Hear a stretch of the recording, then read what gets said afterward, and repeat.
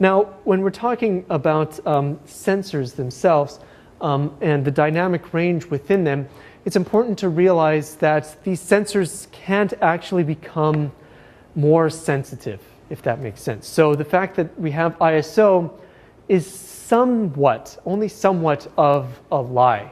And that is that these sensors, they pretty much are at maximum sensitivity when you turn them on. But what happens when you increase the ISO is that it's sort of like it's cheating a little bit. So at ISO 100, for example, you are allowed to fill up this entire bucket with light, or with water, if you will. And you read all of this information from that bucket.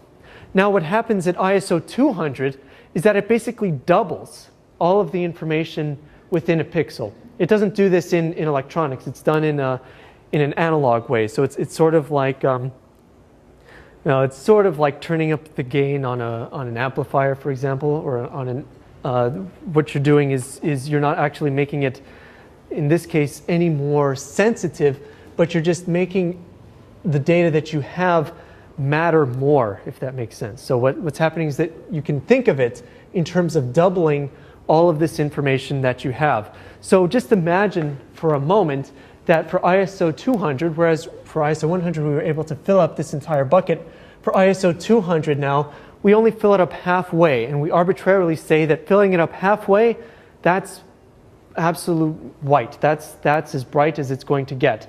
Because we can double now all of this information, and things will appear to be twice as bright. Does that make sense?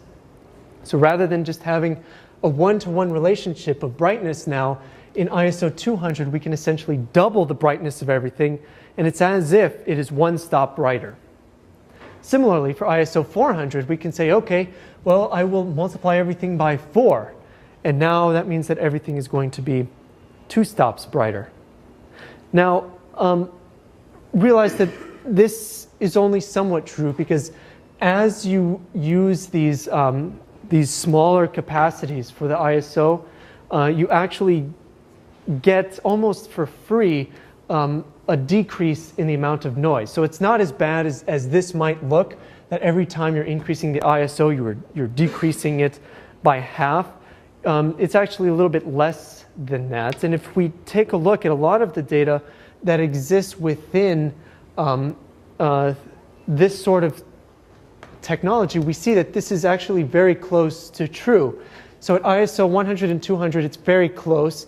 But as we start going down, we can see that we're losing a number of stops of dynamic range. And it's almost one stop of dynamic range every time we increase the ISO on this digital camera.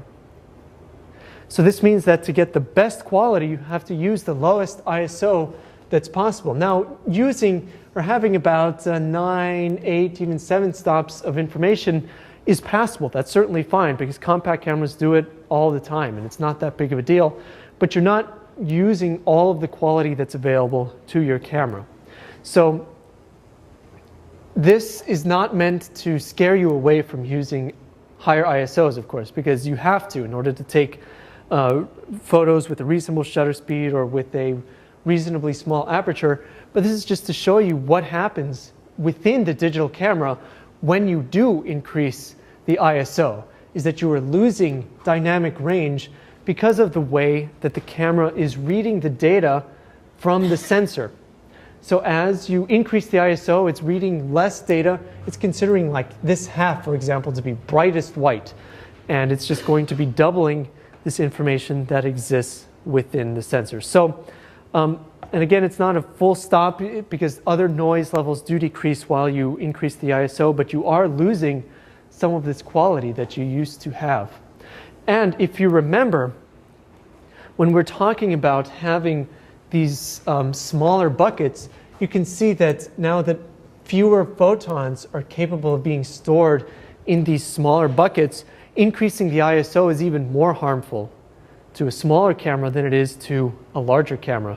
So generally, having the biggest pixel that you possibly can is a very good thing, but we are to the point where that's not the end-all be-all. It is something to pay attention to, but it's not sort of the most important thing to keep in mind.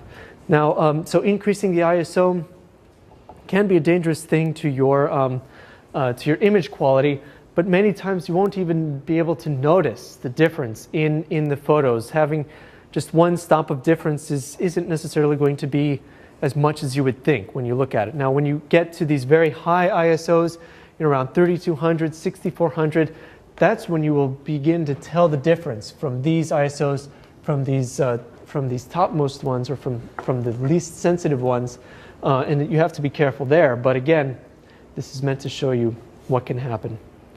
Okay, now digital cameras have different types of sensors. So there's two different types. There's two major different types of sensors. There's one called a passive pixel sensor.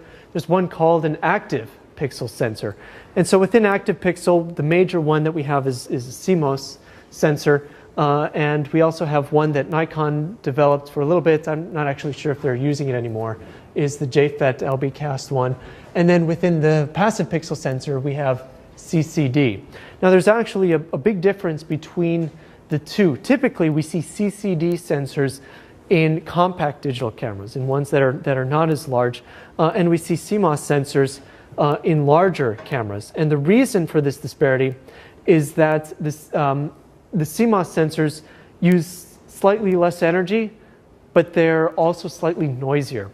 But remember that these sensors are much larger than their compact camera brothers, so that means that they can get away with using slightly noisier sensors at the expense of having larger or better battery life, because they have these larger sensors. And so that is one of the reasons, though not the only reason, why digital SLRs tend to have better battery life, is that their sensors are more efficient. Now the CCD, on the other hand, even though it's more prevalent, it is less noisy, which is good for compact digital cameras because they're already pretty much as noisy as people can tolerate them to be, but they do occupy, or they do take up, more battery life than your typical CMOS sensor. So again, as with everything else, it's give or take, and most of the time they select to have less noise at the expense of using more of your AA batteries. And one of the things that I think is particularly neat to take a look at is this video that I have of how CCDs are made. And this, I think, will maybe not... You probably won't be able to go home and be able to make your own CCD sensor after this, but I do think that it's an interesting look into how digital cameras are created. Semiconductor is the image sensor in the digital camera or camcorder. When you snap the shutter or press record, you expose the CCD to patterns of light. It captures them electronically by converting them into millions of electrical charges. The camera's processor then reads these charges and translates them into pictures or movies. CCDs, or charge-coupled devices, are made of silicon, the main element in sand. What's special about silicon? When light hits it, you get electrons. Production begins with a round silicon wafer, 6 inches in diameter, and about as thick as a shirt cardboard. It goes into a steam oven for 3 to 4 hours. The intense heat, along with oxygen and hydrogen gases in the steam, create a glass-like layer on the wafer. This insulates the silicon against the miniature electrical circuitry that will be built on top of it.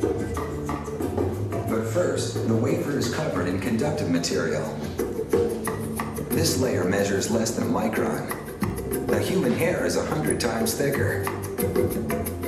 Next, a robot applies a 1 micron thick layer of photosensitive resin, which will undergo a chemical reaction when exposed to light. A technician places a mask over the wafer. The pattern on this mask is the schematic for part of the circuitry. When you take a picture, you expose the silicon wafer to light, and that generates electrons. The circuitry carries those electrons to the camera's processor, which reads the charges and translates them into an image. This machine exposes the masked wafer to ultraviolet light. The resin underneath the circuitry pattern remains intact, protecting the conductive layer beneath it. The resin on the areas not masked by the circuitry pattern needs to be removed. Chemicals are sprayed on. This dissolves the resin, exposing the conductive layer underneath.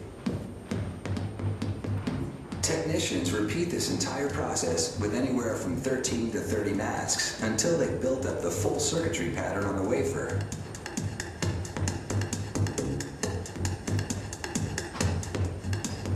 Next, technicians submerge the wafer in acid, which eats away the uncovered conductive layer. So now, the only conductive material left on the wafer is the actual circuitry.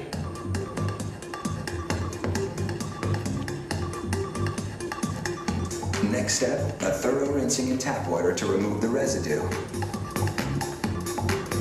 Then a rinse with purified water to remove any impurities left by the tap water. Throughout production, contamination is a concern. A single speck of dust can ruin an entire wafer.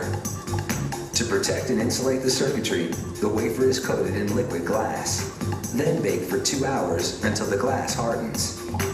The wafer surface is divided into 25 million tiny square cells called pixels. When you take a photo, each pixel records the light intensity of a minute portion of the scene, generating an electrical charge. A filter on the CCD translates each pixel charge into color. The company makes this filter with 3 pigment powders: red, green, and blue. These 3 colors combined in varying ratios can reproduce any color. The camera's processor reads and then reconstructs the photograph scene pixel by pixel.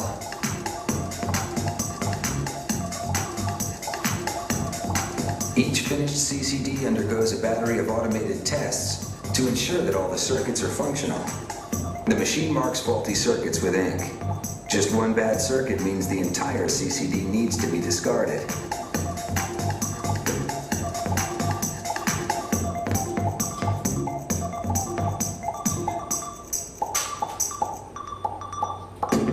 Technicians then check every CCD under a microscope, looking for scratches that might have occurred during the production process.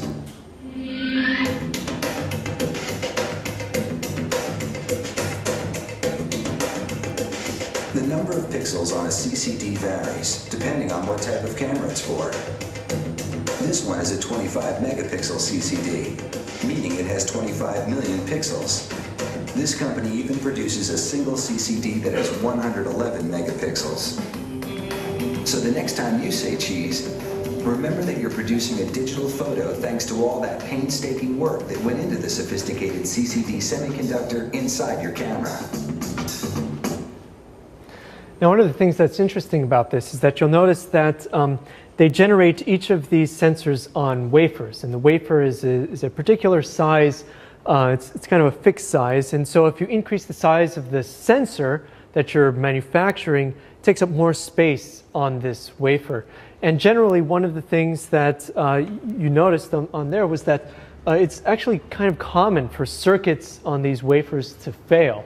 So if you have a larger sensor that's taking up a larger area on this wafer, then it's more likely that that one sensor is going to be faulty during the manufacturing process. And this is just one of the reasons why full-frame sensors are so much more expensive, or these larger sensors are so much more expensive to purchase than these smaller ones. There are, of course, other factors, like generally they give you, better features and better digital camera bodies themselves, but the sensor is a significant portion, or at least not an insignificant portion of the cost itself. And so remember that with digital photography, size does matter. And even though I'm quick to say that compact cameras, they have their place and they're very good for a certain amount of things, if you want the utmost in quality, you usually have to go bigger. So next time we will continue with this, but don't forget that this Saturday we have National CSE7 Day that John was so kind to organize and host for us. And we will be meeting at, let's see, I have to remind myself, noon this Saturday, the 14th, at the main entrance of the Park Street T-Stop. We'll all get together. I'll be carrying my big thing of camera stuff, and we'll be taking photos, and we'll be able to discuss and talk and do whatever, likely for, depending on not only the weather, but how tired we get, probably for an hour, 2 hours, maybe 3 hours, however long we decide. and I hope to see you all there. And until next time, have a great week.